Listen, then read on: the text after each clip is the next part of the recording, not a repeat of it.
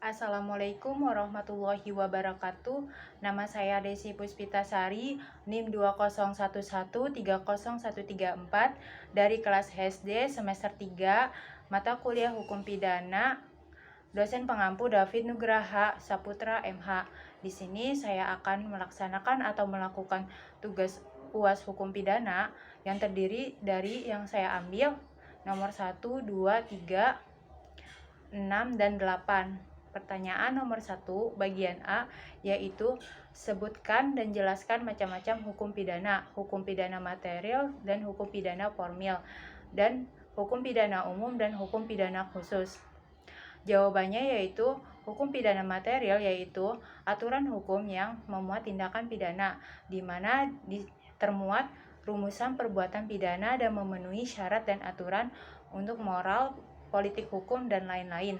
Sedangkan hukum pidana formil yaitu hukum yang digunakan sebagai dasar para penegak hukum. Hukum pidana umum adalah ketentuan-ketentuan hukum pidana yang berlaku secara umum bagi semua orang. Sedangkan hukum pidana khusus yaitu pengaturannya secara khusus yang ada kalanya bertitik berat kepada kekhususan golongan tertentu atau suatu tindakan tertentu seperti pemberantasan tindak pidana korupsi. Yang B, pertanyaannya, di dalam tujuan hukum pidana terdapat teori mutlak, pembalasan, teori relatif, teori tujuan, dan teori gabungan. Pertanyaannya, jelaskan tujuan hukum pidana berdasarkan ketiga teori tersebut. Jawabannya, teori pembalasan mengatakan bahwa tidaklah bertujuan untuk yang praktis seperti memperbaiki penjahat. Kejahatan ini sendirilah yang mengandung unsur-unsur untuk dijatuhkannya suatu pidana. Teori relatif yaitu untuk mencegah agar ketertiban di dalam masyarakat tidak terganggu. Teori gabungan atau bisa disebut dengan teori modern, yaitu memandang bahwa tujuan pemindanaan bersifat plural karena menggabungkan antara prinsip-prinsip relatif dan absolut sebagai suatu kesatuan.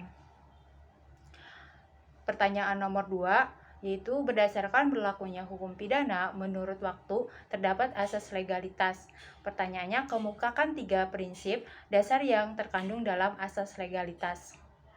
Jawabannya yaitu pertama, nulla poena sine lege, yang artinya setiap penjatuhan hukum haruslah didasarkan pada suatu undang-undang pidana.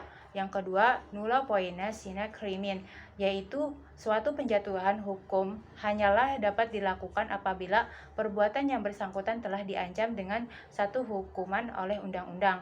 Yang ketiga, nulla crime sine point legali, yaitu bahwa perbuatan yang telah diancam dengan hukuman oleh undang-undang itu apabila dilanggar dapat berakibat dijatuhkannya suatu hukuman seperti yang diancam oleh undang-undang terhadap si pelanggarnya tersebut. Pertanyaan nomor 3, selain berlakunya hukum pidana menurut waktu yang menganut asas legalitas, dikenal pula hukum pidana berlaku menurut tempat yang terdiri dari 4 asas, yaitu asas teritorial, asas personal, nasional aktif, asas perlindungan nasional pasif, dan asas universal. Pertanyaannya, jelaskan masing-masing asas tersebut. Jawabannya, asas teritorialitas yaitu hubungannya dengan berlakunya suatu undang-undang hukum pidana. Dengan perkataan lain, yang diutamakan ialah batas-batas teritorial di mana undang-undang hukum pidana tersebut berlaku. Asas personalitas yaitu suatu orang, person, dalam hal ini berlaku hukum pidana dikaitkan dengan orangnya tanpa mempersoalkan di mana orang itu berada, yaitu di dalam ataupun di suatu luar wilayah negara Indonesia. Asas universalitas yaitu mengadili seorang petindak pidana yang bukan warga negara dan bukan penduduk dari suatu negara ketika ia berada di negara itu, jika kejahatan tersebut tidak merugikan kepentingan perseorangan atau hukum dari negara yang bersangkutan. Yang terakhir, asas perlindungan, yaitu yang berdaulat wajib dilindungi kepentingan hukumnya atau kepentingan nasionalnya. Dalam hal ini bukan kepentingan perseorangan yang diutamakan, tetapi kepentingan bersama, yaitu kolektif. Pertanyaan nomor 6, sebutkan unsur-unsur percobaan dan berikan contoh dan dasar hukumnya. Jawabannya, terdapat ada 3 unsur fogging atau percobaan itu. Yang pertama, adanya suatu niat, karena niat itu sama dengan sengaja dalam segala tingkatan. Yang kedua itu permulaan pelaksanaan. Kenapa? Karena unsur kedua ini merupakan persoalan pokok dalam percobaan yang cukup sulit, karena baik secara teori maupun praktek selalu dipersoalkan karena batas antara perbuatan persiapan dan perbuatan pelaksanaan. Yang ketiga, pelaksanaan tidak selesai. Karena kehendak tidak selesainya itu pelaksanaan kejahatan yang dituju bukan karena kehendak sendirinya. Contohnya, si X bermaksud mencuri televisi di rumah si Y untuk melaksanakan niatnya. Si X-nya itu membongkar dan merusak jendelanya si rumah si Y itu.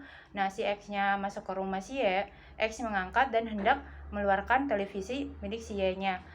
Karena sesaat sebelum keluar dari rumah si Y melihat si X, dan kemudian si Y-nya kan sudah melihat si X, jadi kayak mengejar si X tersebut. Karena beban televisi yang berat, si X lalu meletakkan televisi tersebut dan melarikan diri. Dasar hukumnya, kasus di atas dasar hukumnya kasus tersebut yaitu contoh fogging atau percobaan tindak pidana. Ketiga unsur sebagai syarat fogging itu kan sudah terpenuhi, di mana niatnya sudah ada dan niat tersebut telah dilaksanakan, serta perbuatan tersebut tidak selesai karena adanya suatu faktor lain dari luar diri si pelakunya itu. Sanksi tersebut percobaan diatur dalam pasal 35 ayat 2 dan 3 KUHP. Ayat 2 itu berbunyi maksimalkan hukum pokok atas kejahatan dalam hal percobaan dikurangi dengan sepertiga. Ayat 3-nya berbunyi, kalau kejahatan itu diancam hukuman mati atau penjara seumur hidup, maka dijatuhkan hukuman penjara paling lama 15 tahun. Nomor 8, pertanyaannya, di dalam hukum pidana ada namanya alasan penghapusan pidana, yaitu alasan pembenar dan pemaaf. Pertanyaannya, sebutkan dan jelaskan perbedaan tersebut dan berikan contohnya beserta dasar hukumnya. Jawabannya itu, hukum pidana dikenalkan istilah alasannya pemaaf dan alasan pembenar tindak pidana. Alasan pemaafnya itu pemaaf perbuatan seseorang sekalipun telah melakukan tindakan pidana yang melawan hukum. Sedangkan alasan pembenarnya itu pembenaran atas tindak pidana yang sepintas selalu melawan hukum. Contohnya, kepala sipir penjara yang memerintahkan bahwasanya untuk menjaga tahanannya kan jangan sampai melarikan diri. Nah, bawahannya itu yang menerima perintah tanpa sebab dan alasan, kemudian memukuli si tahanannya itu sampai babak belur. Tindakan bawahan tersebut kan tidak dapat dibenarkan berdasarkan si perintah jabatannya kan, karena cara melaksanakan perintah jabatannya kan dilakukan secara tidak patut. Ada 3 kemanfaatan dari pemindanaan. Pertama, pemindanaan sangat bermanfaat jika dapat meningkatkan perbaikan diri pada pelaku kejahatan. Yang kedua, pemindanaan harus menghilangkan kemampuan untuk melakukan kejahatan. Nah, yang ketiga itu terakhir, pemindanaan harus memberikan ganti rugi kepada pihak yang dirugikan. Sekian dari saya. Wassalamualaikum warahmatullahi wabarakatuh.